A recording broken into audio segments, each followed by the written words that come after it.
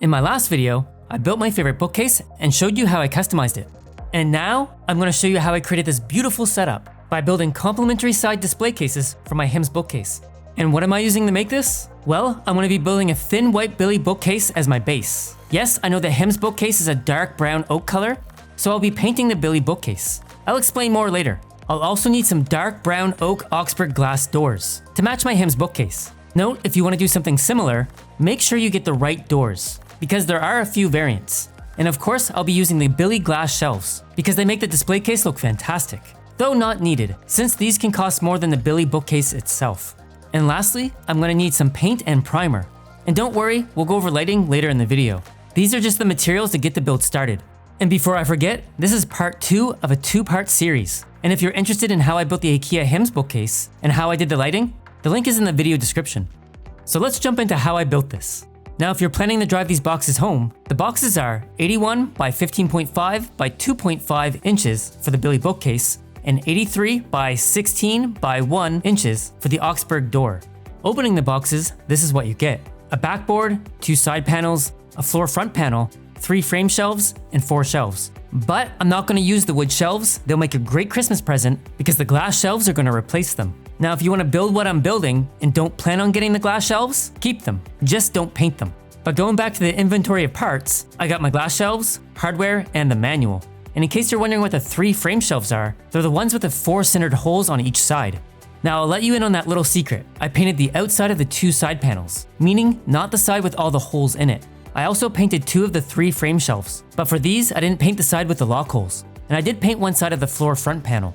To protect the unpainted sides, I used frog tape with 3M plastic sheet masking tape. This one's used for painting cars, but it works here too. Now, after taping up the boards that need to be painted, I covered the pieces with a shellac primer. Then I spray painted the pieces with a satin black paint. It matches the dark brown oak color fantastically. Note, using gloss paint would not be good here. On top of that, I painted everything on the empty IKEA boxes to avoid painting on my floor. And when I was done painting, this is what it looked like.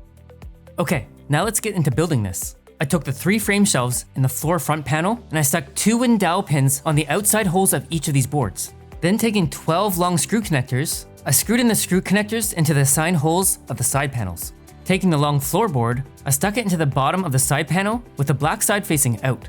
And taking one of the painted frame shelves, I stuck it next to the floor front panel with the painted side facing downward.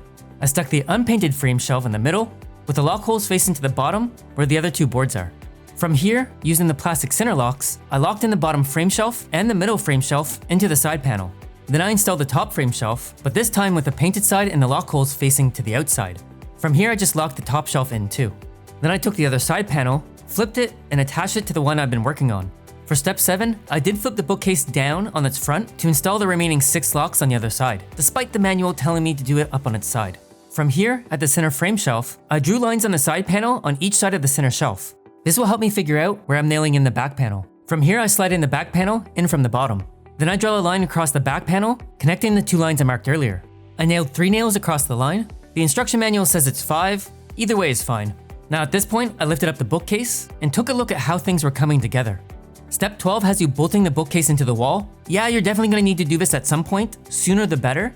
And as for step 13, if you're not using the glass shelves, installing the wood shelves here would probably be a good idea.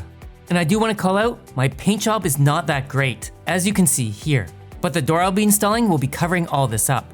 And that brings me to how to install the door. Now, opening the door, you're basically getting the door with some hardware. But looking at step 1, they do remind you to bolt the bookcase into the wall.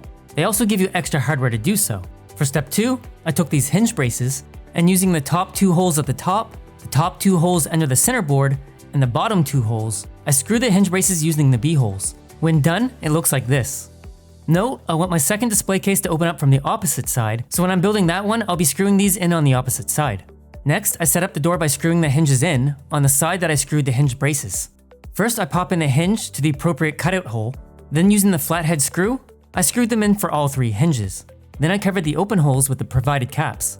Next, I tried to install the door as outlined in the instruction manual. And since I didn't bolt my bookcase to the wall, I brought my trusty friend, the dining room chair, to help prevent the bookcase from falling back onto me.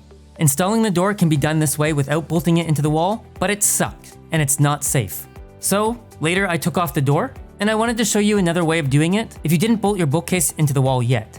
I laid my bookcase onto the ground, and then using a little strength, I guided the hinges into the braces. That said, you may need to pull the door upwards a bit to adjust where you're tightening your screws to ensure that the door shuts properly. But I did find that I can adjust the hardware easier by laying the bookcase down.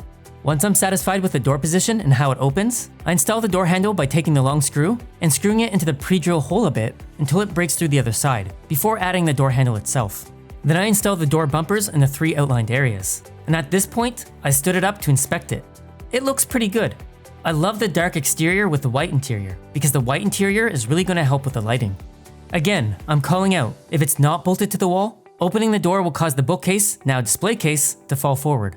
Now with the door on, I'm going to set up the lighting, which is a bit different than how I've done my previous lighting setups, because I'm going to be installing the lighting on the inside of the door. And here, I'm going to be using the Govee white 16-foot LED strips, and these Armacost tape-to-tape LED connectors. Note, the LED strips have a positive and negative copper connection point throughout the strip, and these connectors will allow me to cut the strip and reconnect it. You'll see. So first, I lay down the now display case, and filed a little hole at the bottom of the display case. This is where I'll be feeding the power wire to the back. I taped the LED strip to the back of the door, like this, and then ran it to the top. Near the top, I cut the LED strip at the copper cut lines. I wanted to give myself enough space to bend the tape-to-tape LED connectors to the next LED strip. Taking the LED connector, I connect it to one side of the LED strip. Govee does give you an alternative method to handling 90-degree bends. Use this method if you don't want to go the connector route, but this method may interfere with the door closing, so I didn't use it. From here, I added the LED strip to the top and the other side of the door, and added the connectors. Note, I did not put the LED strip on the bottom of the door because I didn't want the light to shine upwards onto the figures and cast a weird shadowing effect. As for the corners, I just covered them with black electrical tape to hold them into place. And this is how it looks when everything is turned on. And this is how it looks when it's standing. And opening the door, it looks like this. Again, the display case is constantly trying to kiss you if you don't bolt it into the wall, so be careful. Now we get to the last part, installing the glass shelves. This is pretty straightforward. Basically, you take the shelf clamps and screw them into the 4 interior holes where you want the shelves to go. I'm going to put one shelf in the top half to fit 1/4 scale figures and 2 shelves in the bottom half to fit smaller figures. When putting in the shelves, I did have to wiggle the door slightly to slide the glass shelf through. But once in, I gently screwed in the clamps to secure the glass shelf. And that is it. Now adding my IKEA Hemnes Book Case that I built in my last video, and these 2 Billy bookcases that are now display cases, this is what I got when I put it all together. As for my general thoughts, this setup looks really good together. I like the blend of books with figures. And the Augsburg doors on the Billy really matches the Hemnes bookcase. I find that the Hemnes bookcase is pretty stable. The Billy, not so much. A modification you can add to the Billy bookcase is adjustable feet. This can help with dealing with uneven flooring. And adding a felt strip around the edges of the door will make it a bit more dust-proof. And if you're a 1/4 scale bunny girl collector, these are the dimensions of the top shelf if you only put one shelf in. Overall, I think this is a great small setup if you only want to collect a few books and a few figures, since it doesn't take up a lot of space. Great for a small room, or living room, or whatever. And that is it. This is how I built this fantastic setup. Feel free to tell me what you think in the comments about this setup, or if there's anything else I should have changed. And if you haven't already, check out my Hemnes bookcase video. Link is in the description. And as always, I appreciate you all. Thanks again for watching, and take care.